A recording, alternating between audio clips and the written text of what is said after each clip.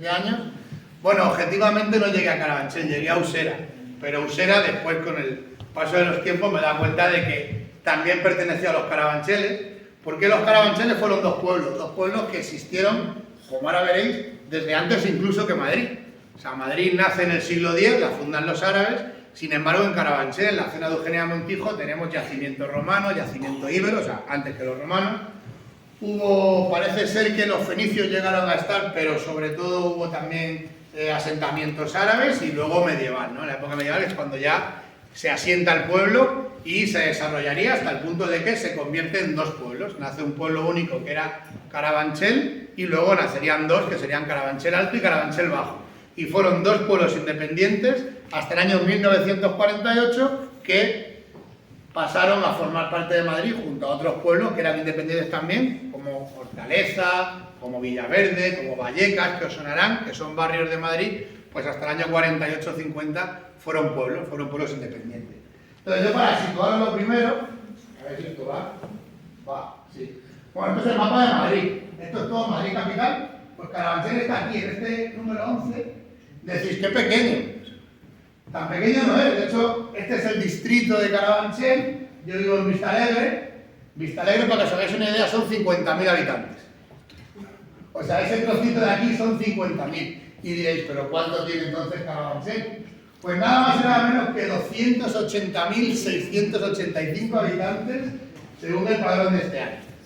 Esta es la placita del ayuntamiento, que ahora es una junta municipal, un edificio neomudéjar del siglo XIX, y esta es la iglesia, que es del siglo XV, y que también hablaremos ahora un poco más de ella. Claro, comparativamente, si fuera una ciudad independiente, si fuera un pueblo independiente, seríamos el 16º más grande de España. O sea, por encima de ciudades como Vitoria, Coruña, Gijón, Elche, Cartagena o Granada, son más pequeñas que el distrito de Carabanchel. Y bueno, ¿qué conocéis de Carabanchel? Esta pregunta siempre la hago. Yo llevo 5 años, desde que empecé a hacer rutas guiadas por Carabanchel, a descubrírselas a la misma gente del barrio, que no conocían mucho de las cosas que hay allí, de su historia, de los monumentos, edificios. Y yo siempre hago esta pregunta. ¿Qué conocéis de Carabanchel? ¿Sabéis algo? La cárcel. La cárcel. Eso es lo que todo el mundo responde siempre. Algunos a veces me dicen Rosendo, digo, bueno, venga, vale, gracias. Pero mayormente la cárcel. Y aquí Extremoduro, que acaba de morir Robin Iniesta, nos dedicamos un poquito a esta cárcel de Carabanchel. Sin duda fue una de las cárceles más emblemáticas de la época franquista. Aquí tengo algunos datos. Esta cárcel se levantó en 1944. La levantaron presos del bando republicano. Cuando llega la guerra civil a Carabanchel, en el año 36, el 6 de noviembre del 36 es cuando el bando sublevado, el bando franquista nacional, toma Carabanchel Alto y entra en conflicto con Carabanchel Bajo, que estaba más cerca de Madrid, y al final acabaría tomándolo, como digo, es el 6-7 de noviembre del 36. Lo que ocurre es que las trincheras de los republicanos, de los milicianos, se situarían muy cerquita del puente de Toledo, el puente que da acceso a Madrid, pero nunca conseguiría el bando nacional, el bando franquista, cruzar por ahí, y de hecho durante 3 años Carabanchel fue prácticamente destruido porque más de la mitad de los edificios acabaron en el suelo por todos esos bombardeos que hubo. Al final, como sabéis, el bando franquista toma Madrid por la Casa de Campo. En ningún momento consiguió cruzar por ese puente de Toledo, que también veremos fotos ahora. Entonces, ¿qué pasa? Que en esos 3 años de guerra, el bando franquista puso una cárcel provisional y aprovechó esa cárcel provisional, que es un colegio, que todavía existe, el Colegio Santa Rita, para llevar a esos presos a construir la cárcel de Carabanchel. O sea, durante 3 años estuvieron yendo diariamente a construir la cárcel de Carabanchel, o sea, la construyeron los propios presos republicanos. Fue una cárcel, por eso mismo, muy activa, donde hubo mucha protesta, donde hubo muchos motines, donde hubo huelgas de hambre, y a la vez fue una cárcel muy represiva. Hubo garrote vil hasta los últimos tiempos, los años 70, se mató a mucha gente allí, y bueno, pues fue una cárcel, como digo, muy dura y muy reivindicativa. Hubo muchas fugas célebres de esta cárcel, o sea, fue un sitio emblemático.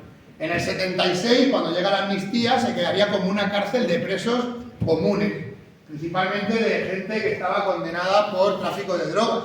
Llegó a estar incluso Miguel Ríos. Pasa que él dice que fue a un concierto a cantar a Madrid, le pillaron con unos porros y le bajaron un par de días en la cárcel de Carabanchel para que aprendiera lo que era bueno. Como dato curioso, también en la cárcel de Carabanchel nace la COPEL, que es una coordinadora de presos en lucha. Es la coordinadora que creen los presos comunes, los presos que no eran políticos, ¿no? Para pedir tener los mismos derechos que estos presos, y nace en esa cárcel. Al final del año 98 la cárcel cierra oficialmente en ese año, y estaría en pie hasta el 2008, que fue cuando la demolieron. Me preguntaba gente que se había escrito mucho en el libro sobre la cárcel de Carabanchel. La verdad es que no he escrito prácticamente nada. He escrito poco, porque hace poco salió un libro que es La estrella de la muerte del franquismo, de Luis Caseros. Es un libro muy bueno que habla extensamente de la cárcel de Carabanchel, y por eso quien lo quiera, pues ahí lo tiene. Por sus celdas, sobre todo en esa primera época, pues ¿quiénes pasaron? Pues figuras destacadas como Marcelino Camacho, que fue el fundador de Comisiones Obreras, Nicolás Redondo, de la UGT, el cómico Miguel Gila. Él estuvo primero en esa cárcel provisional y fue uno de los encargados de ir todos los días a construir esta cárcel de Carabanchel. Fernando Sabater, el filósofo, el poeta Marcos Ana, que fue el preso que más años estuvo en la cárcel de Carabanchel. Se piensa que fue Marcelino Camacho, pero Marcelino Camacho estuvo por diferentes cárceles, luego al final acabaría viviendo en Carabanchel. De hecho, Marcelino es uno de los personajes que luego mencionaré un poco. Él acaba viviendo en una calle de Carabanchel hasta prácticamente su muerte, pero el que más tiempo estuvo, hasta 30 años dentro de la cárcel de Carabanchel, fue el poeta Marcos Ana. Pero yo digo, cuando cierran el 98, ¿sabéis qué pasó en la cárcel en el año 99? Pues para mí lo mejor que pasó en la cárcel. Y es que Rosendo dio un concierto. Concierto en directo de Rosendo, que aquí lo tenemos, que es el carabanchelero más ilustre. O sea, ¿quién no conoce a Rosendo? A mí me duele que se ha jubilado. Hace poquito, de hecho, le vimos. Ya no está viviendo en Carabanchel, vive en un pueblecito de Burgos, donde es su mujer. Pero bueno, hace poco lo vi pasando por el barrio, pues porque tiene allí su casa. Y aquí, pues bueno, veis un poco. No se ve muy bien, lo saca de YouTube. Pero ese concierto, que no es el que dio en el 99, porque ahora veis el público. No hay mucha gente en directo. Este concierto lo dio en el 94 para presos de la cárcel. O sea, Rosendo fue a actuar para los presos de la cárcel. Y en este vídeo de YouTube hay un comentario muy gracioso que dice uno, dice, el mejor concierto de mi vida, pero el que más caro me salió, 5 años y un día. O sea que lo vio en directo, pero claro, no tuvo la opción de escaparse. Y así fue como acaba la cárcel en 2008. Es uno de las grandes reivindicaciones que ha hecho el barrio de Carabanchel, era mantener esta cúpula que era emblemática, como habéis visto al principio, una cúpula circular con 6 galerías. El objetivo era que ese edificio se mantuviera como un edificio de la memoria, de la represión franquista, de la cárcel, pero al final dijeron que se cayó este muro una noche, además de casualidad. Se cayó ese muro y ya pues tuvieron que tirar todo lo demás. Y ahora mismo no queda nada. Pero como yo digo, la cárcel no ha cerrado del todo, porque aquí es donde estaba la cárcel de Carabanchel, todo este solar enorme que tenemos aquí, que no se ha construido nada todavía, se va a construir, pero por ahora no se ha construido nada. Y aquí detrás, veis unos pequeños edificios, que serían esto. Esto es el centro de internamiento de extranjeros de Aluche. Esto está construido sobre los módulos, el módulo de mujeres y el hospital penitenciario que tenía la cárcel de Carabanchel. Y como digo, es una pequeña cárcel donde pues al final encierran a migrantes que no tienen papeles en regla, es donde los encierran antes de expulsarlos a su país. Pero bueno, hablando un poco, yo quería contaros que Carabanchel se remonta a muchos siglos atrás. Carabanchel no es fruto, como digo, ni siquiera del siglo X, y lo sabemos por cosas como esta. Por ejemplo, este mosaico romano, que es espectacular, apareció en esos terrenos de la cárcel, ahora os diré más o menos dónde, que hay otra foto después, y lo descubrió nada más y nada menos que el abuelo de Eugenia de Montijo, de la emperatriz Eugenia de Montijo. Eugenia de Montijo fue uno de los grandes personajes del Carabanchel del siglo XIX. Ella estuvo casada con Napoleón III, con el sobrino del famoso Napoleón. Fue emperatriz de los franceses, pero los franceses, como eso a los reyes no les gusta mucho, intentaron de cortarle el cuello y salió corriendo. Y se tuvo que ir al exilio a Inglaterra. Y entonces, pues bueno, allí donde más o menos acabaría su vida Eugenia de Montijo, pero tanto su abuelo primero como luego su madre, María Manuela de Kirkpatrick, pues tuvieron una gran finca en Carabanchel. Porque lo que ocurría era que Carabanchel, como estaba muy cerca de Madrid y era un pueblo que además estaba en alto, pues la aristocracia madrileña lo que hacía era venirse a veranear. Éramos la zona de no playa de Madrid, ¿no?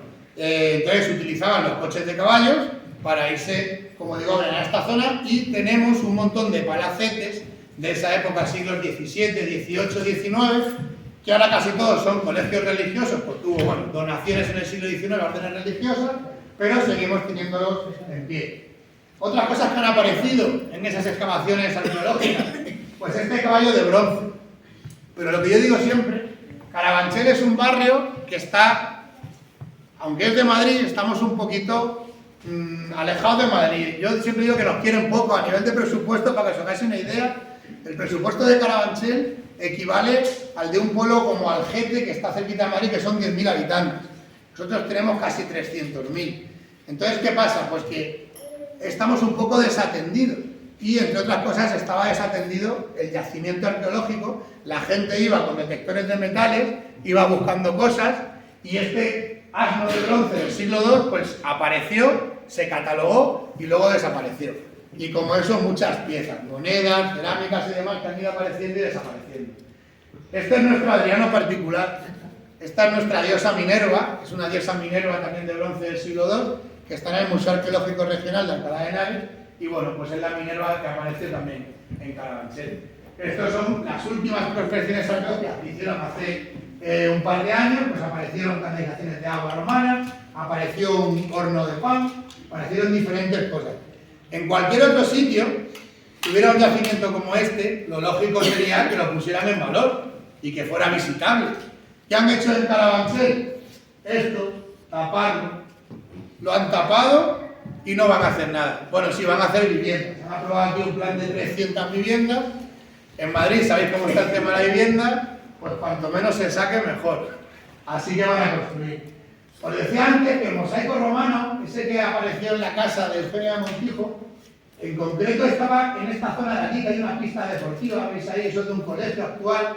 Toda esta zona de aquí era donde estaba, aquí estaba el Palacio de Eugenia de Montijo, y como veis no queda nada. Era un palacio espectacular que se levantó en el siglo XV y luego se fue renovando y se convierte en un palacio romántico cuando los padres de Eugenia de Montijo invierten dinero en él.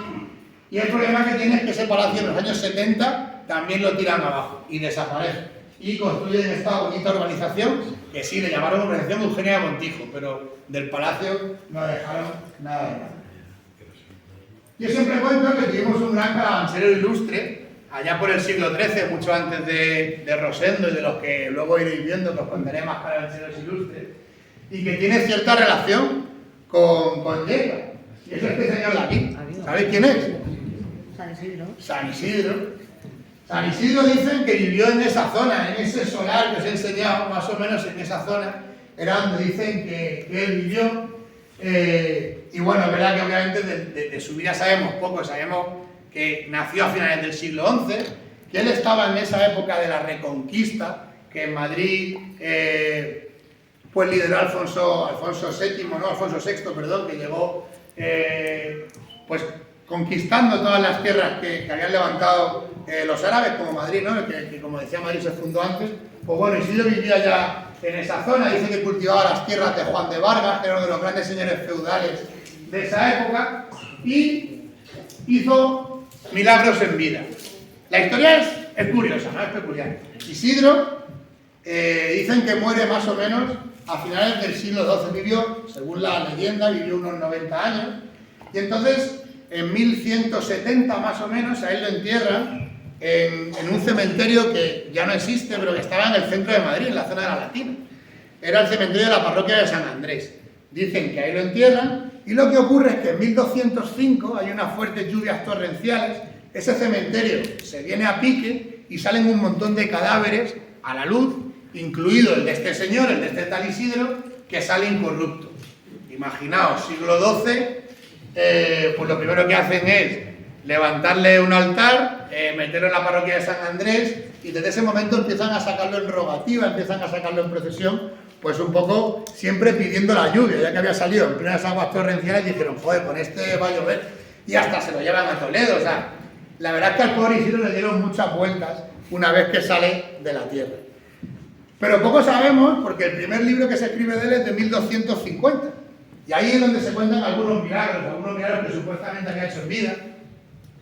Dos de ellos pasan cerquita de Carabanchel, en concreto cerquita de esta ermita de la que hablaré mejor. Dice que un día que él estaba rezando por esta zona, pues unos niños, él estaba rezando en la ermita, unos niños llegaron y le dijeron que un lobo estaba amenazando a su burro, que se lo quería comer y tal. Y él dijo que bueno, que él estaba en conexión divina y que ya Dios proveería. Y cuando salió, pues el lobo estaba muerto, ¿no? Y el burro seguía comiendo tan tranquilo. Intuyo que una buena coz a tiempo. Pero bueno, el caso es que hubo varios milagros que se llevaron a cabo en esta zona de la antigua ermita de Carabanchel. Aquí lo tenemos rezando, y es que era uno, él pues obviamente eso lo hacía mucho, dice que se iba mucho a rezar a Madrid, sobre todo por las diferentes iglesias que había, y a la vez, claro, Juan de Vargas, ese señor feudal para que él supuestamente trabajaba, dice que no entendía eso de que sus tierras estuvieran siempre trabajadas cuando a él nunca le veía trabajar. De hecho, los extranjeros en la época, hablamos del siglo XIII-XIV, decían que San Isidro era, no era santo todavía, pero que era un patrón un poco vago, porque en verdad decían que trabajaba poco. Y claro, dicen que un día Juan de Vargas se escondió para ver qué era lo que realmente pasaba. Y lo que pasaba era esto, que bajaban los ángeles del cielo, suerte que tenían, y cogían sus bueyes y su arado y trabajaban la tierra. Ese era uno de estos 5 milagros. Habréis oído más, el milagro del pozo famoso, donde un día cayó su hijo Illán, y tanto él como su mujer, Santa María de la Cabeza, se pusieron a rezar y el hijo salió sano y salvo. Ese pozo sigue existiendo, ese pozo está en concreto en un museo que os aconsejo ver cuando vayáis a Madrid, que es el Museo de los Orígenes. Es el museo que también se llama Museo de San Isidro, es un museo gratuito además, y cuenta toda la historia, pues desde que tenemos documentación de Madrid, desde esta época romana. Ahí está ese mosaico de las 4 estaciones que os he enseñado, está en ese Museo de los Orígenes. Y bueno, pues, como digo, era la supuesta casa de Juan de Vargas, donde cae el hijo de San Isidro. Os hablaba de esta ermita. Esta ermita se levantó en el siglo XIII, objetivamente se levantó después de que hubiera muerto San Isidro, pero bueno, ahí pone que el milagro fue ahí, difícil porque no existía como tal, pero actualmente está así. Y la verdad es que es una joya arquitectónica que tenemos en Carabanchel, súper desconocida, porque como decía antes, es el edificio en uso más antiguo de todo Madrid. No hay nada más antiguo que esta ermita. Como digo, se levantó más o menos entre 1215 y 1230. Está protegida, aunque es verdad que a veces la zona deja bastante que desear, porque en concreto, y ahora paso muy rápido, la ermita es esto de aquí. Ese edificio pequeñito ahí, y detrás, si veis, lo que tenemos es un cementerio del siglo XIX, como todos los cementerios prácticamente, que es el más antiguo de Carabanchel y es uno de los 7 cementerios que tenemos. Otra de las cosas bonitas que tenemos en Carabanchel son cementerios.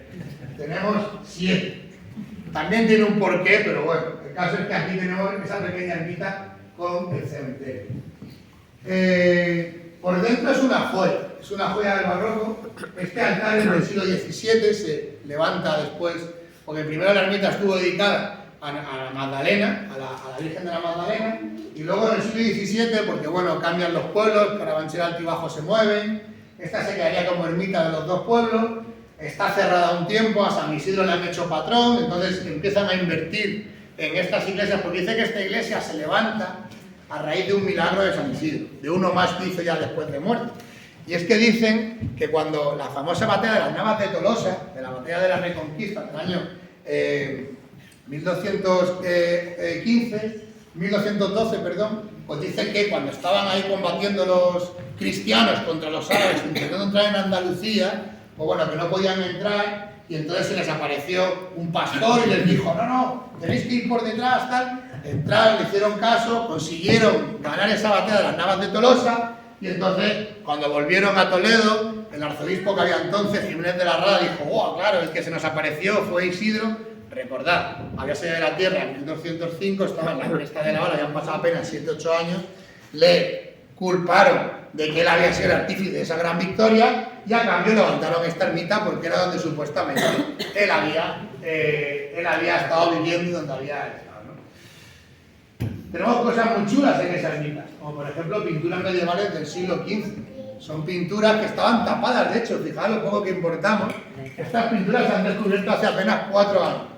Hasta entonces estaba todo pintado, esas vigas, ese artesonado de madera, y en una restauración reciente dijeron, uy, si parece que aquí hay algo. Y empezaron a descubrirla, y vemos, yo no lo veo, pero me lo han contado, que cuentan los milagros de la Magdalena. Como la ermita en su origen estaba dedicada a la Magdalena, pues por eso cuentan milagros. Una vez que la ermita cambia su devoción a la Nuestra Señora de la Antigua, que es a quien está dedicada actualmente, pues tapan las pinturas, porque el objetivo de las pinturas eran pedagógicas, que la gente no sabía leer, fuera, viera y aprendiera sobre la Virgen. Como ya han cambiado de Virgen, pues las tapan. Y hasta el año 2020 no las hemos vuelto a ver. Una cosita muy curiosa son estos, ¿veis? Es un castillo y aquí hay un león. Otro león y otro castillo, un león y un castillo. Esto es lo que nos da a entender cuándo se construye la ermita. Se construye entre 1215 y 1230. Porque en 1230 el rey Fernando III el Santo decide unificar Castilla y León y desde ese momento el escudo sale unido. Aquí sale aún separado, sabemos que fue después de esa batalla de Navas de Tolosa y antes de 1230, por tanto, por eso podemos datarla en ese espacio de tiempo. Y fruto de otro milagro llega esta ermita. No sé si alguno sabe cuál es esta. Está la famosa ermita de San Isidro, donde va la gente a beber agua cuando son las fiestas de San Isidro en Madrid, que son las más conocidas, fiestas patronales. Pues esta nace también de otro milagro, este del siglo XV. Dicen que ahí había una fuente de agua, llegó la reina Isabel I de Portugal con Felipe II, que era un bebé muy pequeñito, que llegó muy enfermo, se estaba muriendo, y entonces pues le dijeron, no, hay una fuente, un pozo de agua que descubrió Isidro, porque decían que él pues era un poco zahorino, que descubría agua, y dicen, dale de beber de ese agua al futuro rey, que seguro se va a curar. Pues le dieron de beber de ese agua al futuro Felipe II, y se curó. Y entonces su madre, Isabel I, pues en agradecimiento decidió levantar esta ermita de San Isidro, que como digo, el 15 de mayo es la que se llena de gente y es la más conocida de todo Madrid. Y aquí está la famosa fuente de la que supuestamente nacía ese agua que le dieron de beber a Felipe II. Esta fuente todavía emana agua y todavía la gente sigue yendo a beber cada 15 de mayo. Pero bueno, ¿qué fue de San Isidro?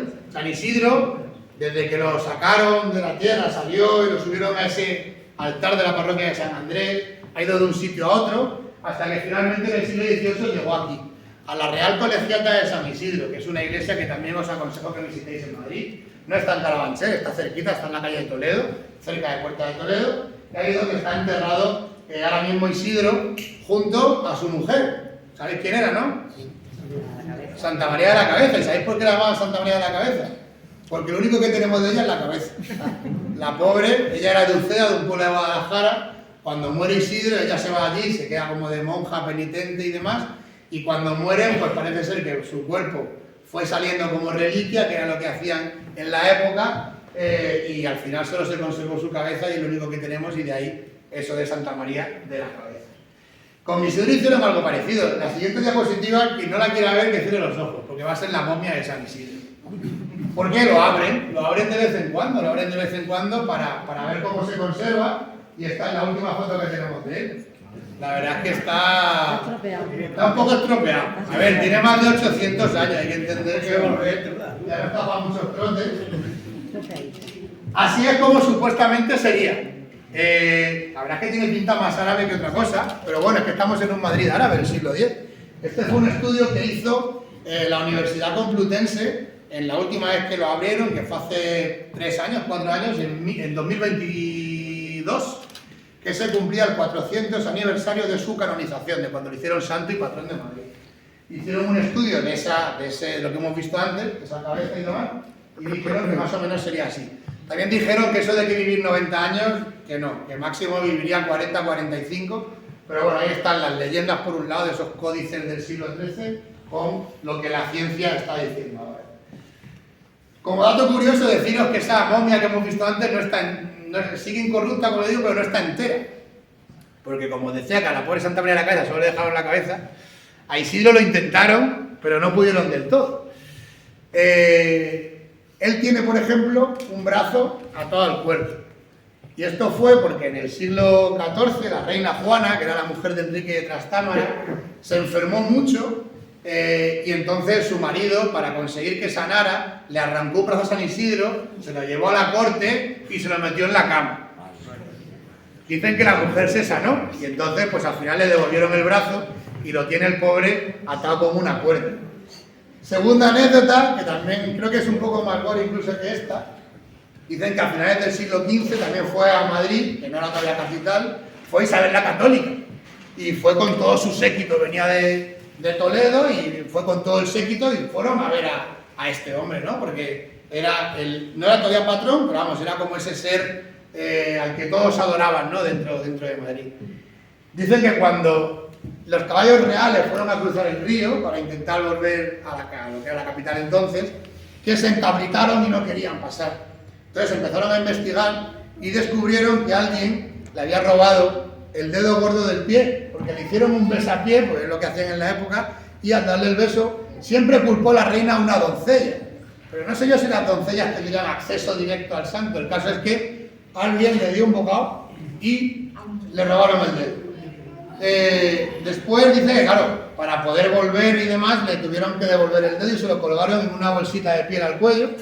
Lo que pasa es que esa bolsita también ha desaparecido hoy, o sea que alguien en algún sitio tiene por ahí el dedo del pobre San Isidro dando vueltas.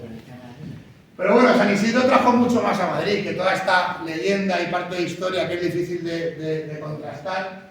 Trajo, por ejemplo, esto, ¿sabéis lo que es? Esta es la pradera de San Isidro, este cuadro es de Goya, de Francisco de Goya, siglo XIX, porque como os decía, las fiestas de San Isidro, una vez que lo hacen patrón, pues se celebrarían en Carabanchel. Allá al fondo tenemos San Francisco, aquí tenemos el Palacio Real. Son unas vistas espectaculares, una panorámica fantástica de Madrid. Y yo siempre aconsejo, este es el río Manzanares, obviamente, pasa por aquí delante. Yo siempre aconsejo que son para mí las mejores vistas de lo que es Madrid desde esta pradera de San Isidro. Actualmente no vamos tan bien vestidos, pero bueno, se sigue llenando igual, incluso más, es agobiante. Las fiestas duran, pues como aquí, toda la semana de San Isidro, el 15 de mayo, y lo más famoso y por lo que todo el mundo conoce, pues obviamente es por esto, por el chotis. Como veis aquí está la ermita de San Isidro, y aquí sigue cada vez menos, creo que es una tradición que se va perdiendo, la de los chulapos madrileños, pero bueno, aquí un poquito de eso que podemos ver cada 15 de mayo en la pradera. Y bueno, ahora hablamos de otra cosa que está, bueno, San Isidro sí que sale en el libro, este también sale en el libro y es una historia muy interesante, también muy desconocida de Madrid. Y no sé si sabéis que en Carabanchel tenemos uno de los mejores ejemplos de modernismo, yo diría madrileño, porque está concebido como tal, se conoce así ese movimiento, pero diría de modernismo en España, porque hay muy poco como tal, solo en Barcelona y en algún sitio más, pero es verdad que el modernismo en España no arraigó tanto. Y tenemos esta joya que da acceso a una colonia de la prensa, que se llama, es una puerta de entrada, si os fijáis no es más que una puerta, que da acceso a una colonia con casitas tan pequeñitas y tan bonitas como estas. El dato es curioso, la historia de esta colonia se levanta, como pongo ahí, la primera piedra la coloca el rey Alfonso XIII, los periodistas sabemos relacionarnos con quien tenemos que relacionarnos, y entonces pues invitaron al rey para que fuera esa inauguración, pero la crean periodistas que se unen en una cooperativa, porque bueno, eso fue una idea muy buena que tuvieron, el gobierno de entonces, año 1911, decide aprobar una ley por la cual los gremios podían unirse en cooperativa para levantar sus propias viviendas. Entonces, era una forma de beneficiar a estos nuevos trabajos, profesiones, que eran de gente, que eran alta burguesía, pero no eran nobleza, no podían permitirse un gran palacio como el de Eugenia de Montijo, ni podían permitirse esas fincas de 30 y 40 hectáreas, sino que tenían que contentarse con algo más modesto, y entonces, en base a esa ley, pues consiguieron levantar casas como esta de aquí, o como todas estas. Esto fue la colonia después de la guerra civil, que por suerte pues no hubo muchos daños y se mantuvieron casi todas, Este será lo que os he mostrado antes, de acceso, y todas estas casas pues son las que conformaban esta colonia y la mayoría siguen en pie, son casas que siguen en pie. Al unirse en cooperativa, los periodistas lo que conseguían era que el gobierno o el Estado les diera créditos sin interés para poder construir sin problema. Entonces, ellos compraron los terrenos, que se los compraron a otro arquitecto que intentó construir antes ahí pero no pudo, y después el Estado lo que les dio dinero para poder facilitar la construcción de estos pedazos de chalets que ahora cuestan en torno a 2 millones de euros y que están integrados ahí, como digo, dentro del barrio. Los periodistas, que eran muy listos, ¿qué hicieron para conseguir que el proyecto funcionara? Pues como decía antes, aliarse con el rey, aliarse con el presidente Canalejas. De hecho, esta casa de aquí se la regalaron a Alfonso XIII y esta de enfrente se la regalaron al presidente Canalejas. O sea, ellos supieron hacerlo bien para... Aquí tenemos a Alfonso XIII firmando esa primera piedra y aquí inaugurando el primer chalet en 1913. Gracias a esa alianza con la corona, pues consiguieron alcantarillado, consiguieron que el tranvía parara en la puerta, consiguieron ciertos servicios que hasta ese momento no se habían conseguido. Y entonces hicieron de esa zona, pues una zona súper bonita para vivir.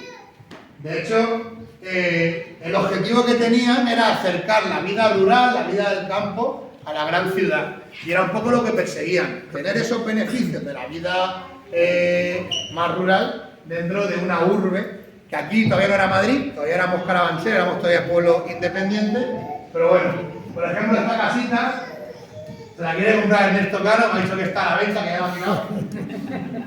Se ha mantenido prácticamente igual. Lo único que pasa es que la foto la tienen que hacer desde aquí, porque lo que les ha pasado a muchas de estas casas, tenían terrenos como de 600 metros y para poder mantenerlas han tenido que partir por la mitad y aquí se ha levantado una casa nueva. Entonces, claro, esta ya se ha quedado cortada porque justo al lado de otra casa tiene menos patio, pero la casa sigue siendo la misma. Otra casa, que esta la solemos visitar cuando hago la ruta guiada por la Corea de la Prensa, que es de un pintor, su historia también es muy curiosa, porque claro, lo que os decía, cuando llega la guerra civil, los periodistas se van todos, porque ahí eran de derechas, de izquierdas. Algunos los fusilan, como por ejemplo a Manuel Delgado Barreto, que era director del periódico La Nación, que era un periódico falangista, o sea, era el órgano oficial de Primo de Rivera. Pues a él le sacan de su casa, que era esta casa en concreto, y se lo llevan a Paracuellos y allí lo fusilarían. Pero pasa algo por el otro lado. Por ejemplo, Antonio de Lezama, que era director del Liberal, él tiene que salir por patas, consigue huir y se va a Chile, y en su casa, que es otra de la colonia que todavía sigue en pie, acabaría viviendo Manuel Machado. El hermano de Antonio Machado, sus últimos años de vida, vivió en esa casa. Esta es otra de las casitas que tenemos ahí en la colonia, y esta para mí es la más bonita de todas. Está de estilo nazarí, con aire granaíno, y la última persona que vio era Yolanda Ramos, que os sonará, que es actriz y demás, pues la tuvo alquilada, no la pudo comprar. Ahora el dueño la ha echado y la ha vendido a una psicóloga que pues ha pagado 2.300.000 euros, creo, por la casa. Pero no está mal. Los jardines que tiene son curiosos. Pero a mí siempre me ha llamado la atención el arco. Porque el arco está abandonado, está cerrado, está hundiéndose, porque está en muy mal estado de conservación. Y siempre digo lo mismo, si esto no estuviera en Carabanchel y estuviera en el centro de Madrid, pues probablemente sería uno de los emblemas de la ciudad, de los más visitados, ¿no? Sin embargo, lo tenemos aquí. Si os fijáis en la portada del libro, sale el arco. Sale el arco, una torre de la derecha, y sale aquí una señora apoyada en la ventana, apoyada en la pasarela, perdón, está apoyada aquí. Esta mujer es la Paca, y es la que más me ha inspirado a escribir este libro, y eso que llegó la última. La Paca me llegó de casualidad en agosto de este año. El libro estaba escrito y no sabía qué poner en la portada. Y le di 1000 vueltas, hice 20 diseños, no me gustaba ninguno me parecía relevante. Y de pronto un día me escribe una... que cantéis muy bien. Las chicas del coro, eso es un título de una peli. Bueno, como decía, la Paca me llega de casualidad a finales de agosto. Una pega tener que ir. Nada. Estoy yendo rápido, ya voy a la mitad, los que tengan que ver fútbol, vamos a ir bien. Como digo, la paca me llega de casualidad, esta mujer, pues bueno, fue eso, me escribe su nieta, tiene más o menos 60 años, y me dice que había ido una entrevista mía que a otra persona, que también aparece en el libro, a Jesús Vera, que bueno, que hablaba de que vivió alguien en ese arco. Y digo, sí, solo sé que vivió una mujer que se llamaba Paca, que tuvo muchos hijos y no sé nada más. Me dice, pues esa mujer era mi abuela, se llamaba Paca, mi abuelo Teodomiro, tuvieron 10 hijos, de los cuales 5 murieron dentro del arco. O sea, condiciones muy duras.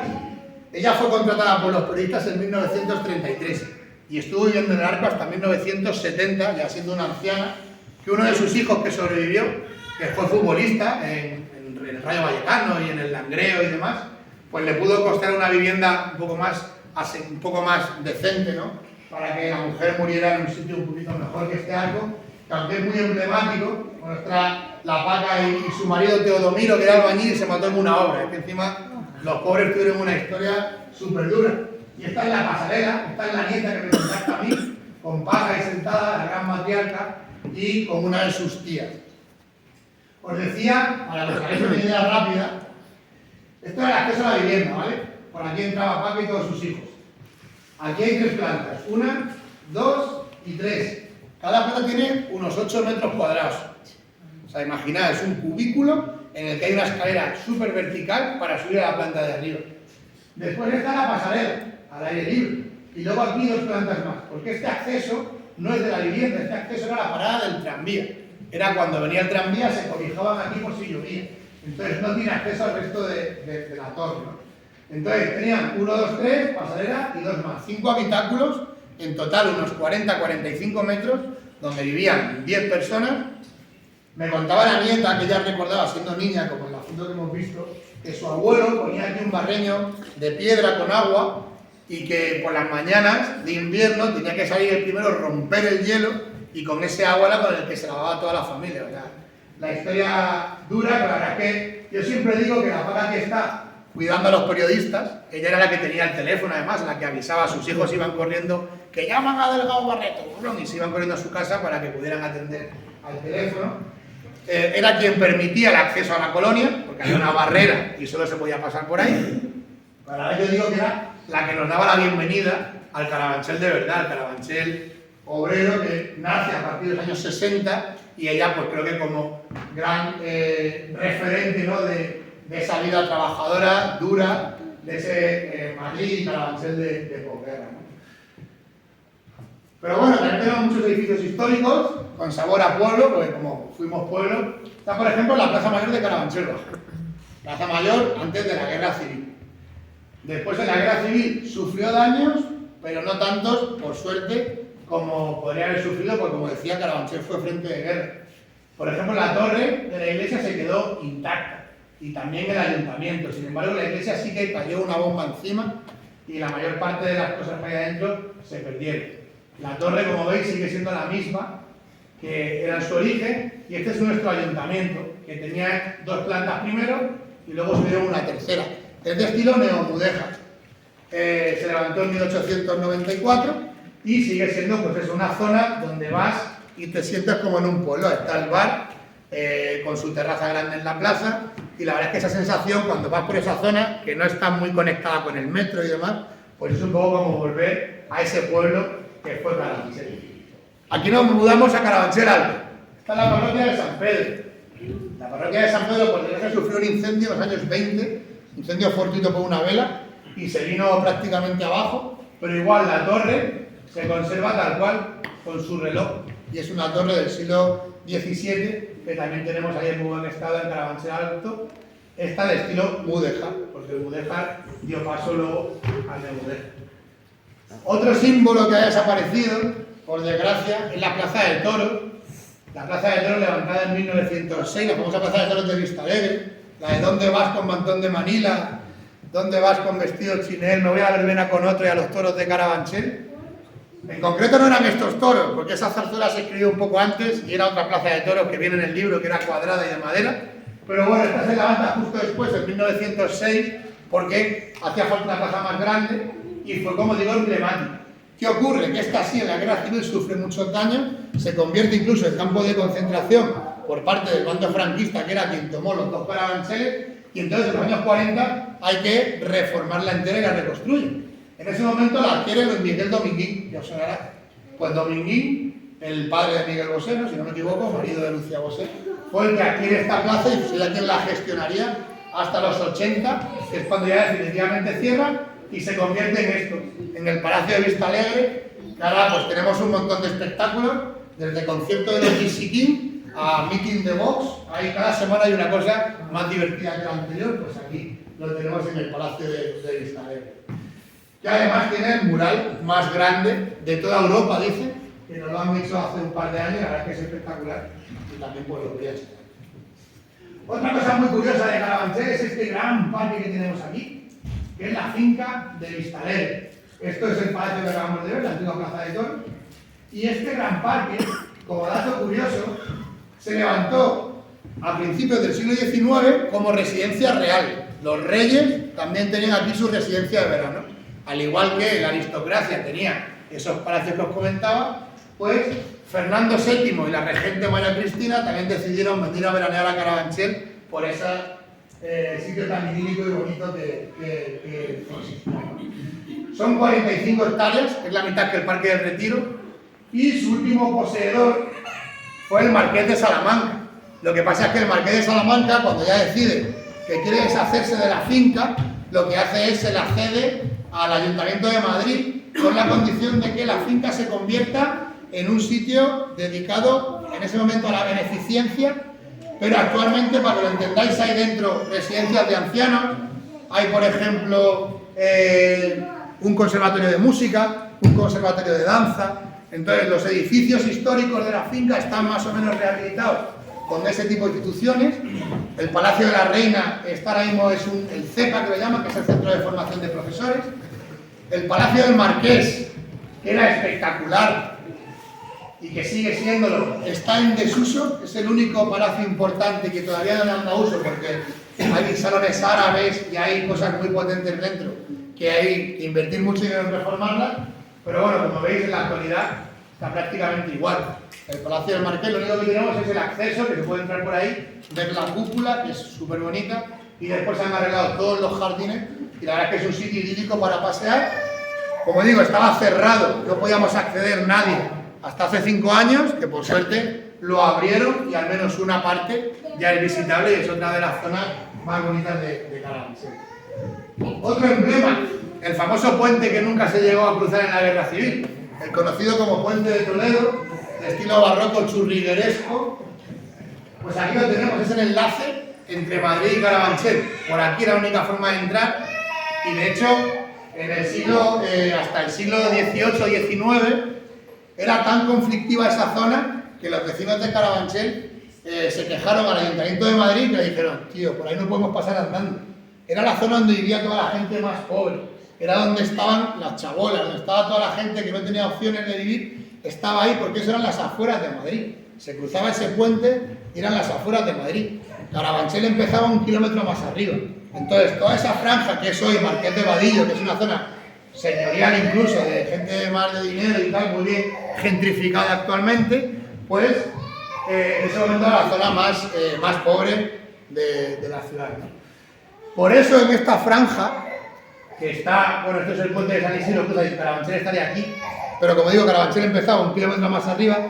En toda esa franja tenemos 6 cementerios.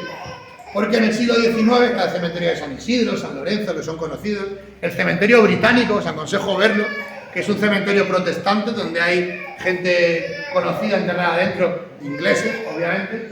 Pues se hicieron en esa zona, porque como eran las afueras de Madrid, una ley del 19 prohíbe hacer los cementerios o que se mantengan dentro o detrás de las iglesias, les piden sacarlos fuera de Madrid y se los llevan a esa zona entre Madrid y Carabanchel, y por eso tenemos 6 cementerios ahora integrados dentro del barrio. Así está el puente hoy, Madrid-Río, lo conoceréis, mucho cambio, el río se ha canalizado, la verdad es que es una zona de paseo súper bonita.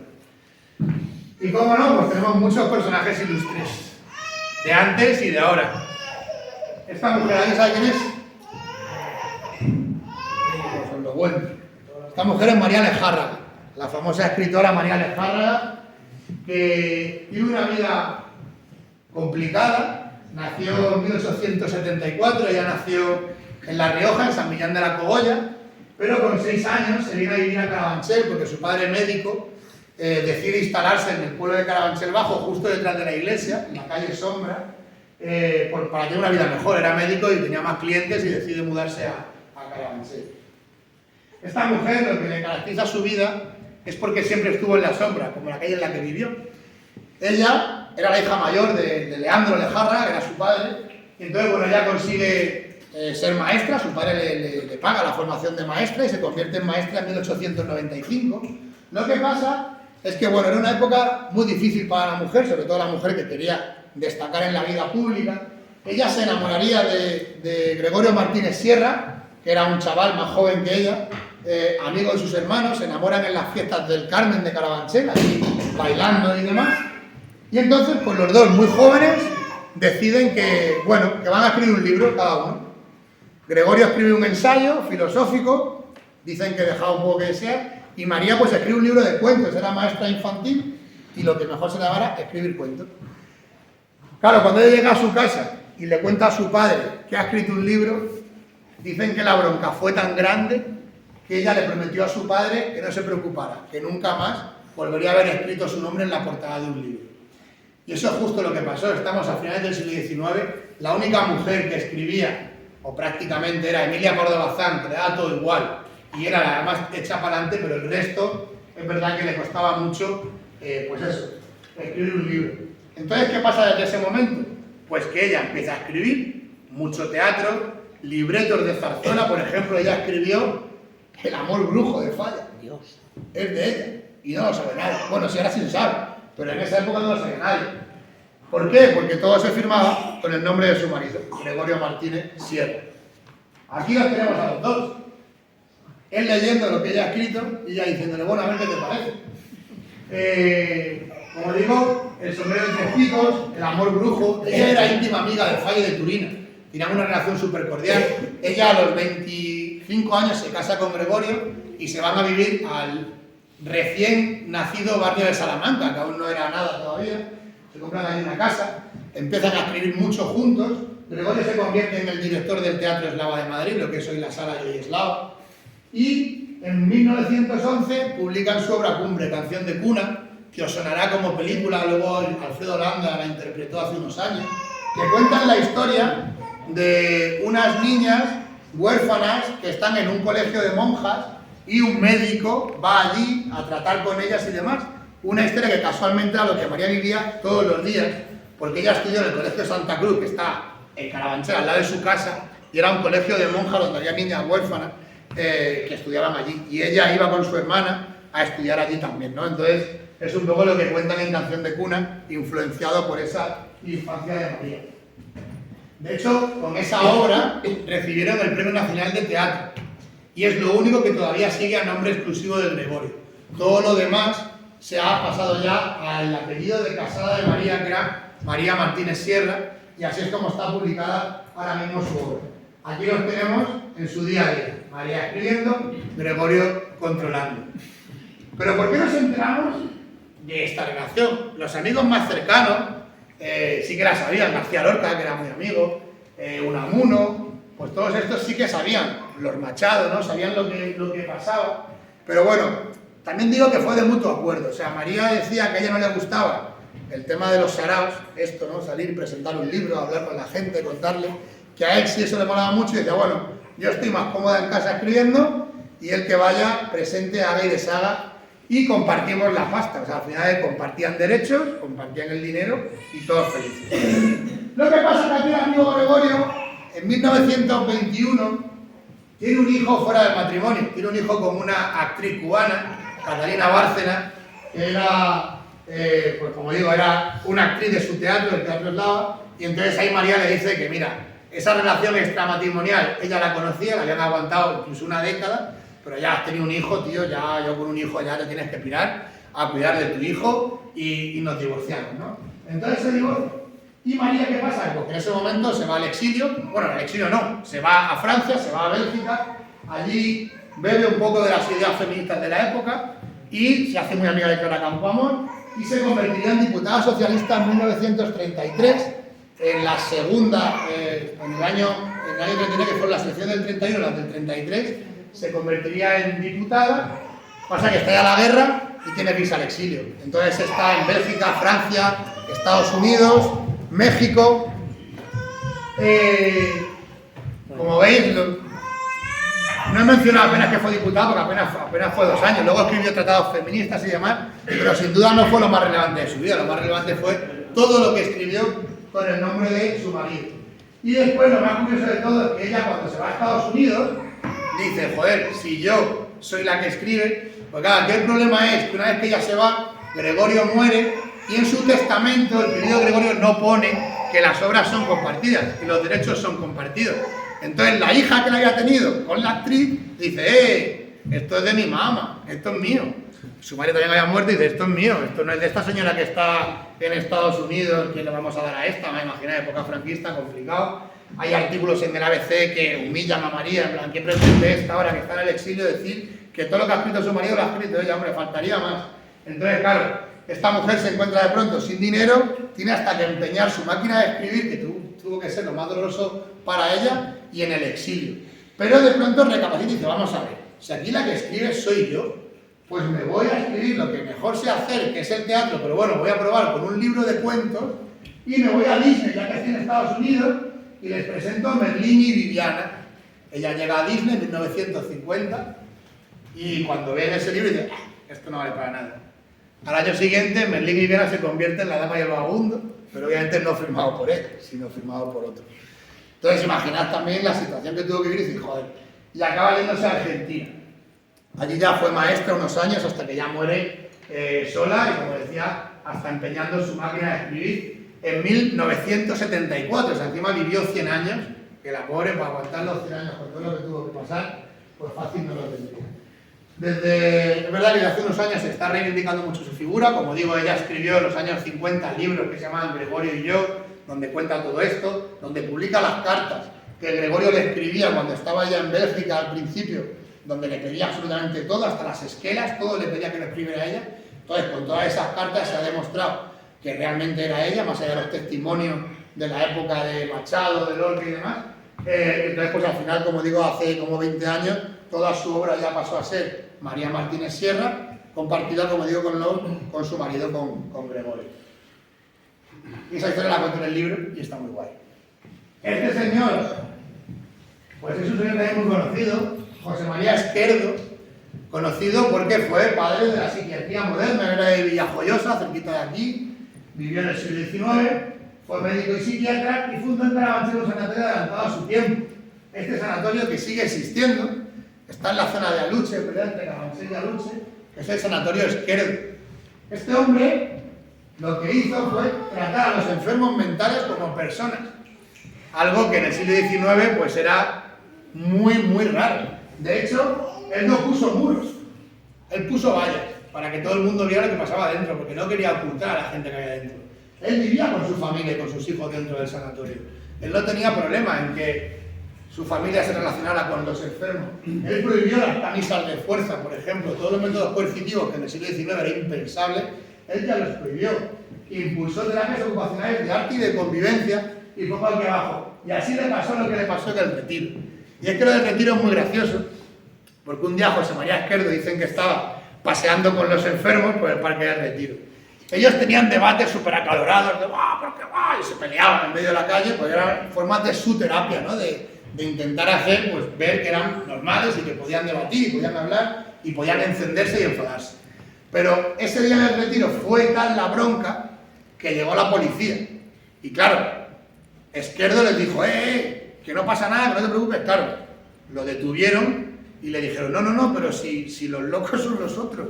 Y claro, nadie le hizo caso y se lo llevaron a él detenido y los enfermos estuvieron vagando por Madrid durante varias horas hasta que él pudo convencer a la policía de que no, que era el doctor, que es que ejercía la psiquiatría de esa forma y que había dejado solo a 20 enfermos que a saber que estaban liando por Madrid. Y bueno, pues una anécdota muy curiosa esta que le pasó al bueno de... Así está hoy el sanatorio. Hoy es una fundación privada, pero bueno, sigue existiendo y sigue y sigue estando ahí en Carabanchel. Otra historia interesante, aquí ya he metido a Rocky directamente para que os animéis un poco, que los Manolos, y no los cantantes. Manolo Calvo padre y Manolo Calvo hijo. La primera vez en la historia que padre e hijo se convierten en campeones de Europa de boxeo.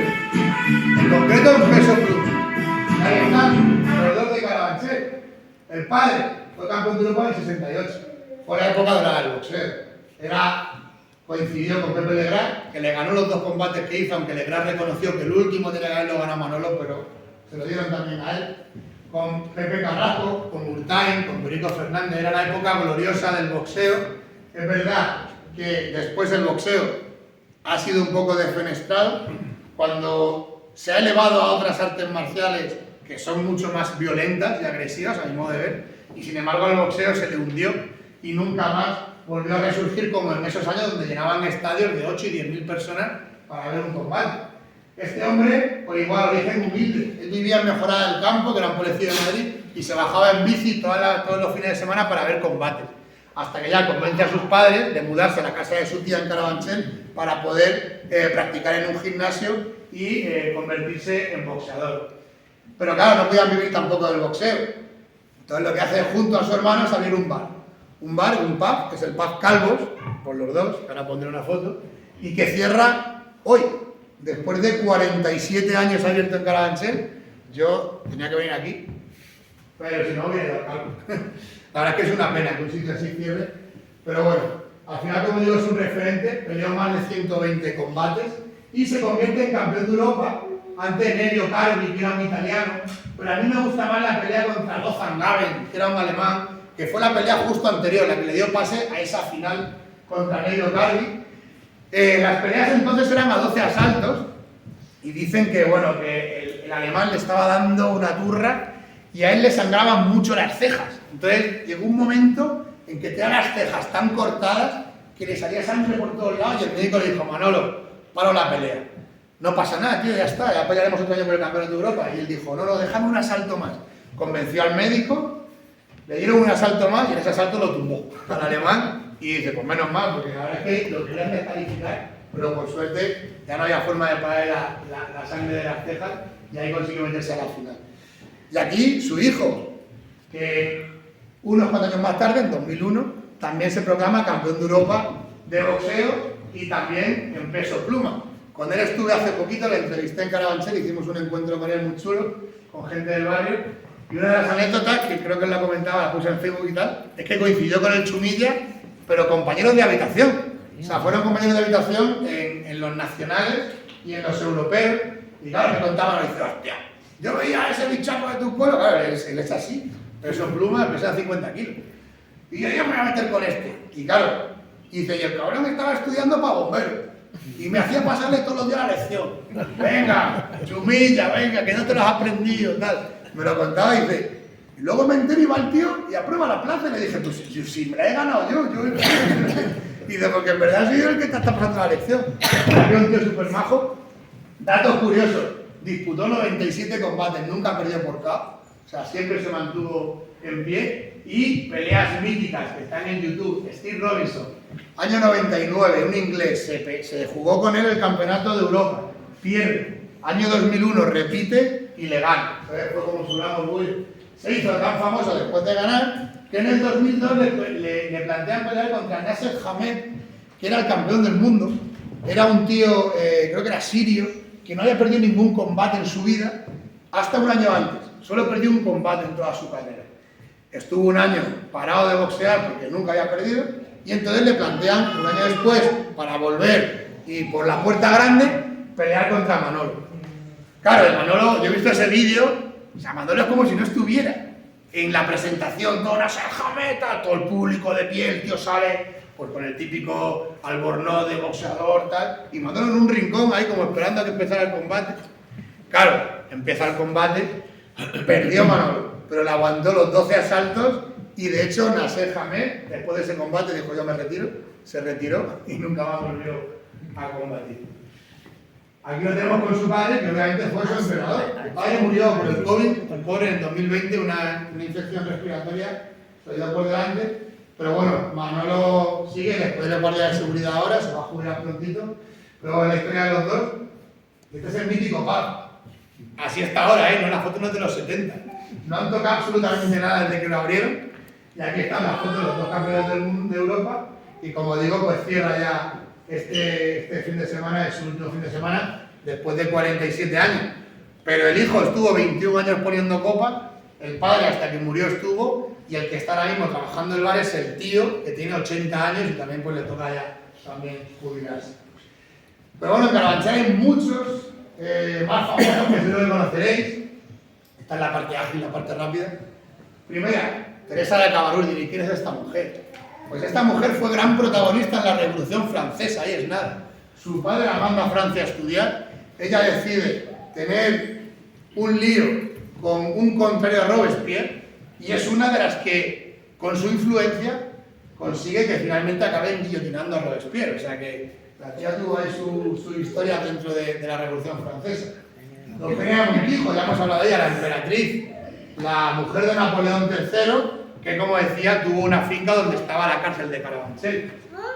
La reina, la regente María Cristina, la chata, que vivió en la finca de Vistalegre durante muchas décadas, al igual que su hija, Isabel II, porque como decía, la finca de Vistalegre era sitio real. Agustín Muñoz Grandes, ¿os sonará? ¿No os sonará? Nacido en Carabanchel, mano derecha de Franco, aunque se llaman fatal, fundador de la División Azul, después de los que se fue a combatir junto a Hitler en la Segunda Guerra Mundial. Fue un héroe militar antes de la guerra, luego en la guerra, pues bueno, eligió ese bando y tuvo... Pero para que os hagáis una idea, ahí por ejemplo tuvo una calle en Carabanchel hasta hace poquito, se la quitaron hace unos años con la ley de memoria histórica, pero ahí la calle se la dieron antes de la guerra, se la dieron en los años 20, cuando él venía de pelear en las guerras de África, con mucho éxito y demás, pues su pueblo decidió darle esa calle que llevaba al hospital militar, que es otro sitio importante de Carabanchel, el hospital militar de Carabanchel. Lo que ocurre, como digo, es que en el 36 pues, se convertiría en mano derecha de Franco hasta el punto de que es el único que tiene el rango de capitán general, junto a Franco, solo los dos. Se lo daban para que, porque tenía mucha influencia dentro del ejército y Franco tenía miedo de que si no lo tenía contento, movilizara por debajo para quitarlo del medio, ¿no? Y por eso también lo mandaba fuera cada 2x3, entre otras cosas lo mandó, como decía, a Alemania y a Rusia a combatir en la Segunda Guerra Mundial. La calle luego se la dieron a este hombre, que ya hemos hablado de él, Marcelino Camacho. Marcelino fue el fundador de Comisiones Obreras, estuvo en la cárcel de Carabanchel como 10 años, aunque en total estuvo más de 30 en diferentes cárceles, y luego vivió muy cerquita de la calle que le han puesto, en la calle Manuel Lamela, en el barrio de Puerta Bonita, vivió hasta prácticamente su muerte. Pasa que vivía en un segundo, sin ascensor, y los últimos 2 años ya, por no poder subir, se tuvo que mudar fuera del barrio. Este también os sonará a alguno. Carabanchelero, ahí lo tienen, y sus hijos también. Está en alguna que otra timba de las que ha montado en bares clandestinos. No estaba en esa, no lo he encontrado. No, pero bueno, Lorenzo Sanz, expresidente del Real Madrid, que ya murió también hace 3 años. Él nació en Chamberí, en verdad, pero siendo muy pequeñito se mudó a Carabanchel y ahí desarrolló toda su vida y sus hijos hasta que ya luego se mudaron, ¿no? Pero seguía teniendo vínculo con Carabanchel y ya estando jubilado murió hace 5 años, hace 10 años, yo me lo he encontrado en bares del barrio y demás. Santiago Segura, conocido por todos, también carabanchelero, de Carabanchel Bajo, poco más calladín, más que conocido. Juan Antonio Corbalán, el base de los 80, el mejor base, dicen, ¿no?, de los años 80, ahora es médico de cirugía, o sea, médico de medicina deportiva y también nacido en Carabanchel. Achero Mañas, el director del Bola, también carabanchelero del Bola de noviembre, también es de Marqués de Vadillo. ¿Esto suena? Sí, esa musiquita. Julián González, farmacia de guardia, compañeros, pero es verdad que ahora él ya no se dedica al cine ni a las series, sino que él ahora es diseñador de interiores. Y ahí lo tenemos, viviendo en Carabanchel de siempre, también me lo he encontrado en un que otro bar, el bar Río, alguna noche buena que otra, no lo he encontrado a Julián. Lorenzo Silva, mítico escritor, Premio Planeta 2012. ¿Cómo han cambiado el Premio Planeta? Sí, han cambiado. Pues Lorenzo Silva también, de Carabanchel, y la verdad que novela policíaca, novela de crímenes y demás, súper interesante. María Valverde, la actriz, fue mi vecina en el mismo bloque, en Eugenia de Montijo, vivían sus padres. Yo la vi con Mario Casas más de una vez, cuando estaba con Mario Casas, y iba a ver a sus padres. Ahora, como sabéis, está casada con Gustavo Dudamel, con el director de orquesta. De hecho, se han comprado un solar en la Colonia de la Prensa, uno de los pocos que había sin construir. Intuyo que a lo mejor serán algo a futuro, pero es verdad que por ahora sí que se han comprado también, lo que tiene que tener dinero. Un ático muy cerquita del de sus padres, y cuando vienen de Nueva York, pues siempre están ahí en Carabanchel. De hecho, como dato curioso, el padre de Dudamel también se ha mudado a Carabanchel, ha venido de Venezuela y está viviendo en Carabanchel y tocando el trombón por ahí donde puede. La verdad es que es un tío muy peculiar, ¿no, Cano? Menudo perla, el padre de Dudamel. Dos cracks de Pan Bendito. La excepción, el Langui y el Gitano Antón. El Pan Bendito es el barrio más pobre de Carabanchel, barrio de realojamientos, le quitan la música. Es un barrio de realojo, ¿no? de poblados gitanos y demás. Y entonces, pues bueno, siempre ha sido un barrio el más conflictivo sin duda de Carabanchel, pero bueno, verá que está cambiando, sobre todo gracias a cosas como el Langui, que ha invertido mucho dinero en tener ahí su estudio, en tener ahí su trabajo. Es verdad que ahora, por lo mismo, por accesibilidad, sabéis que el Langui pues tiene minusvalía, ha tenido que mudarse fuera, pero hasta que ha estado bien activamente y ha estado a tope, ha vivido en el PAME, y de hecho ahora vuelve a actuar con el Gitano Antón, vuelve a la sección. El año que viene van a hacer un par de conciertos en Madrid, y nada, pues dos genios más del barrio. Carlos Jiménez, también os sonará, base del ESTU, de la selección española, también nació en Carabanchel y se formó en el Estudiante. Juan Luis Cano Gómez Puma, su abuelo era funerario y tenía una funeraria en Carabanchel. Creo que la menciono en el libro, también la menciono de pasada. Ellos tuvieron una funeraria en la calle Eugenia de Montijo, y tanto se llamaba la funeraria Cano, y tenían una publicidad muy divertida en el siglo XIX a finales, que la encontré un día en un periódico, que decía: te ayudamos a ir al más allá. Y era como, bueno, qué bonita la funeraria de los Cano. Fanino y Cansado, míticos también los dos, tienen no solo, o sea, Javier Cansado es el natural de Carabanchel, Fanino vino después de la mano de Javier Cansado, y tienen una sala donde ellos actúan siempre, en la Sala Live, que está también cerquita de Eugenia Montijo, en Fátima, y ahí sigue estando la Javier Cansado, después está enfermo y todo, pero también son carabancheros autóctonos. Bueno. Las Hormigas y Marro, los tres son de Carabanchel. De hecho, estos dos tienen un grupo, no recuerdo el nombre, pero lo que hacen es música infantil adaptada a rock y demás, y es gracioso, la verdad. Las Hormigas, también a mi Juan. Hilario Pino, con su nuevo pelo, también de Carabanchel. No sé si el pelo se lo puso en Carabanchel o no, pero también es del barrio. Chicote, mítico carabanchero de Carabanchel Alto. Su madre sigue viviendo en Carabanchel Alto, tiene más de 90 años, y él visita mucho el barrio, y es un tío allí muy querido en esa zona. A este no sé si lo conocéis, Kylie Kane es un rapero de los actuales, de estos que hay tantos, pero bueno, pasamos pronto, con las que vienen ahora molan más todavía. Emblemáticas de Caño Roto.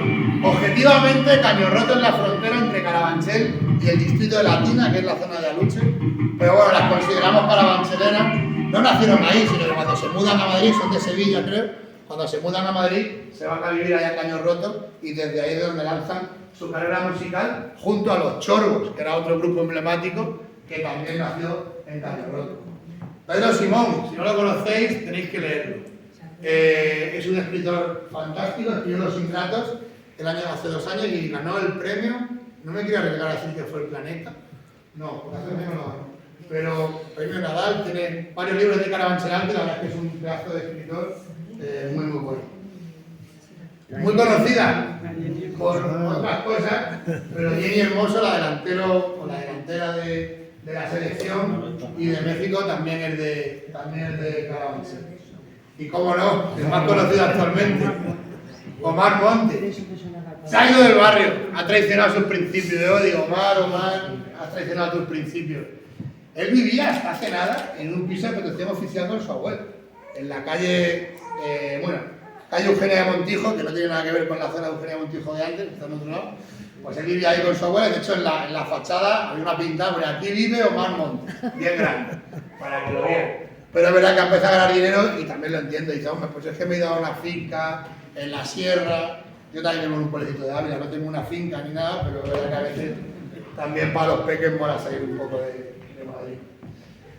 Pero como digo, Carabanchel también es el barrio y el pueblo de gente que aparece en el libro, que es anónima, pero que nos cuentan su historia en primera persona. Jesús Vera, me senté con él 2 tardes, 95 años. Me senté primero con 93 y luego con 95. Y me estuvo llamando todas las semanas hasta que volví. Dije, Jesús, que voy. Y cuando volví, había preparado 10 páginas escritas a mano de todo lo que él recordaba de su vida en Carabanchel, desde que él nació antes de la guerra. Tuvo que salir con la guerra, luego volvió, su casa la habían destruido, trabajó en una imprenta, o sea, cuenta todo y la verdad es que es justo ese paso, ¿no? del Carabanchel pueblo al Carabanchel integrado en Madrid, que el motivo del por qué integran a Carabanchel, Hortaleza, Vallecas, Villaverde en Madrid es muy curioso. Años antes de la guerra, en los años 20 o así, Barcelona había construido el Eixample. El Eixample es la unión de todos esos pueblos del perímetro de Barcelona, lo anexionaron a la capital, a la ciudad. ¿Qué es lo que ocurre? Que Madrid era más pequeño que Barcelona y no se podían permitir en los años 40 que eso ocurriera, y entonces por eso forzaron a esos 10 pueblos de alrededor, les digo, Barajas, Villaverde, Fuencarral, Hortaleza, Carabanchel, Vallecas, les forzaron a integrarse dentro de Madrid para así superar en población a Barcelona, puesto que era la capital de España.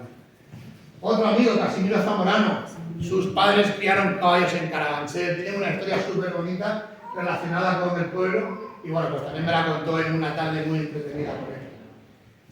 Matilde Hernández, esta mujer fue empresaria por obligación porque se queda viuda muy pronto, tenía un estanco, tiene una tienda de productos coloniales en los años 20 y entonces lo que hizo se hizo filantrópica. Lo que hacía era donar todo su dinero para causas benéficas y, por ejemplo, en los años 30 dona terrenos para construir un sanatorio de tuberculosos que sigue existiendo ahora como instituto en Carabanchel, porque además de la muerte de su marido, sus 2 hijos también mueren de tuberculosis siendo pequeños, y entonces pues, esta mujer se dedicó toda su vida a hacer causa por y para el pueblo de Carabanchel. Familia Salaberry, franceses que llegan a Carabanchel para crear una curtidería de piel, para levantar cines. Es una familia también muy importante en el desarrollo y en la historia del pueblo. Me contactó el tataranieto, reconstruimos toda la historia, que es súper interesante, pues eso, cómo vinieron de Francia sin nada y cómo consiguieron hacerse camino en el pueblo. Mi amigo don Pedro Sánchez Villalba, 88 años, pediatra, todavía en ejercicio. Su padre, yo le engañé porque él no quería salir en el libro. Le dije, hombre, Pedro, no. Entonces yo le pedí que me contara la historia de su padre, Camilo Sánchez Cabello, que fue el primer médico que llega a Carabanchel en los años 30. A él le dan la plaza justo en el 36, estalla la guerra, no puede llegar en el 36 y llega en el 39. Entonces fue el médico que se encuentra a un Carabanchel devastado, como decía, frente de guerra, y después pues su hijo siguió sus pasos y los 2 han sido médicos. Como dato curioso del padre, lo de pelo del libro, el padre una vez que se jubila, veraneaba en Alicante, en San Juan, y entonces pues al hombre le dio por morirse allí, en un día de un infarto, siendo ya como 80 años. Y como no podían costear la ambulancia, lo tuvieron que sentar en un taxi. Y se lo trajeron en el taxi desde Alicante hasta Madrid para poder enterrarlo. O sea, historia rocambolesca. Porque no le pagaban la ambulancia, lo tuvieron que sentar en un taxi y traérselo hasta Madrid, con su mujer y con unos amigos. Esta niña ya murió y es una historia también bastante dura del libro. Esta niña cuenta pues, lo que ocurría en los colegios de monjas cuando no tenías pasta. A mí esta historia me llega a través de su hija. Su hija tenía 60 años así, es estadounidense, no habla ni papa de castellano, y entonces me escribió un mail en inglés y me dijo, oye, he leído en una entrevista tuya que mencionas la Divina Infantita, era el colegio donde iba mi madre.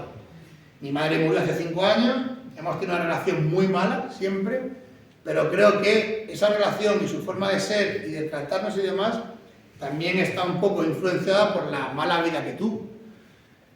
Y entonces le dije, vale, vamos a reconstruir la vida de tu madre hasta donde lleguemos. Ella empezó a pasarme emails, más emails, fotos, y entre los dos fuimos reconstruyendo un poco la historia. Claro, su abuela de esta mujer, la madre de esta niña, era prostituta, la abandona en este colegio de monjas, y claro, la abandona sin poder pagarle nada, entonces ocupa una de las plazas, llamaban, ¿cómo se llaman? Ahí las plazas no son de beneficencia, son un cupo, ¿no? Hay un cupo como para la gente pobre, ¿no? Entonces ocupa una de esas plazas, cupo de solemnidad se llama. Entonces ocupa una de esas plazas y claro, era muy maltratada porque cuando la abuela, la prostituta, podía llevar algo de dinero, algo de comida o algo de tal, la niña contaba a esta mujer, y dice, es que mi madre me contaba lo mal que se sentía porque, joder, es que le daban ropa y las monjas se la daban a otras niñas que sí que eran más, pues eso. Y como mi madre no tenía quien la defendiera ni tenía nada, pues la pobre, claro, vive una vida muy mala. Sí que es verdad que hay una monja a la que adoraba, la madre Esther, y de hecho su hija se llama María Esther, se llama por esta monja que marcó la infancia de esta niña. Cuando ella cumple 18 años, la sacan del colegio y lo único que pudo hacer fue casarse con el, entre comillas, el primero que pasó, que era un militar estadounidense que se la lleva a Estados Unidos sin hablar ni papa de inglés y vivió allí durante 40 años sin hablar nada de inglés. Tuvo 4 hijos y al final acaba abandonando a la familia porque era una situación rota, durísima. Los hijos se quedan con el padre y es verdad que luego al final de la vida de la mujer pues sí que retoman el contacto y al final la mujer acabaría en una residencia en el pueblo de sus hijas y demás.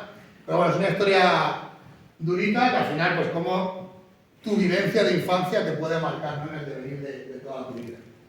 Antonio Antoranz, un gran alcalde de Carabanchel. En sus inicios progresista, él hizo escuelas públicas, alcantarillado, o sea, fue uno de los que cambió la imagen de Carabanchel, pero en el año 36 él decide fundar un partido de centro-derecha, da un meeting en un cine de Carabanchel. Cuando empieza la guerra civil no se lo perdonan, lo capturan milicianos y lo fusilan y le ponen una nota diciendo muerto por sobredosis de fast food. La guerra, pues ya que tuvo. Su padre también fue alcalde, Manuel Antoranz, y están los dos enterrados en el cementerio de Carabanchel. Las cerilleras, fosforeras, el origen del movimiento feminista dentro de las fábricas.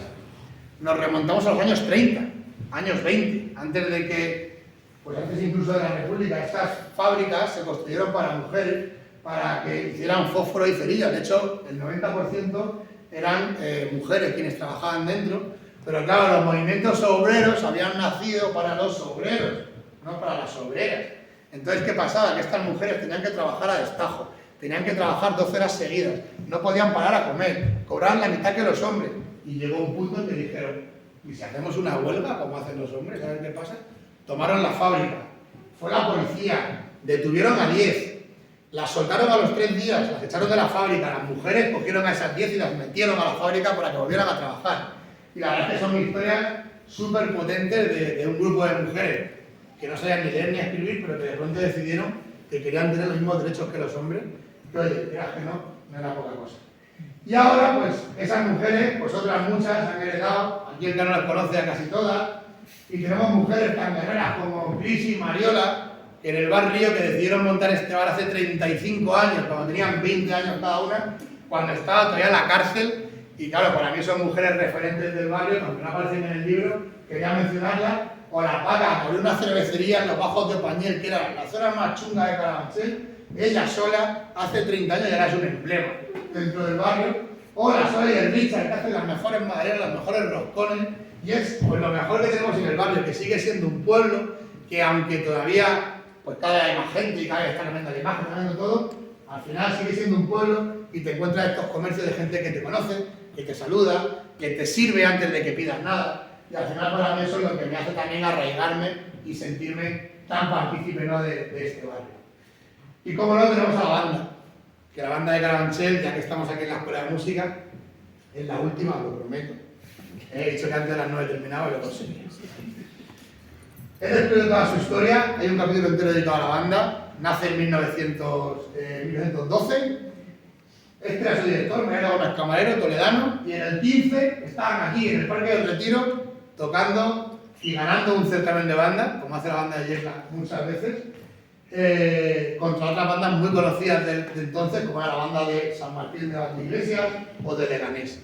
Después, pues bueno, al final la banda desaparece en la guerra porque el siguiente director que tuvieron, Victorino Echevarría, decidió o preguntó a los músicos si querían convertirse en la banda del bando republicano en Madrid y decidieron que sí. Y entonces, pues durante los 3 años del conflicto, fue la banda que desfilaba en Madrid con los milicianos y una vez que acabó la guerra, pues la banda desapareció. Pero por suerte a ese director estuvo en la cárcel 3 años, pero luego salió. Y como digo en el libro, la música no perdió porque consiguió convertirse en director de la banda municipal de Madrid y ahí fue donde acabó su vida profesional. Así que, dentro de todo, pues la banda tuvo también su historia en Carabanchel. Y ya con esto me despido con Rosendo, que es el rey de Carabanchel.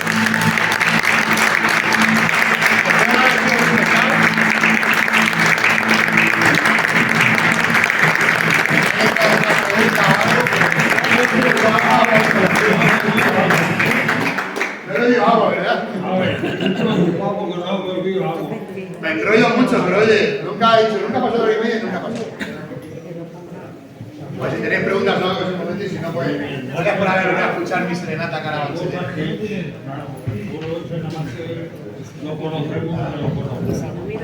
Pero al final conocéis a mucha gente.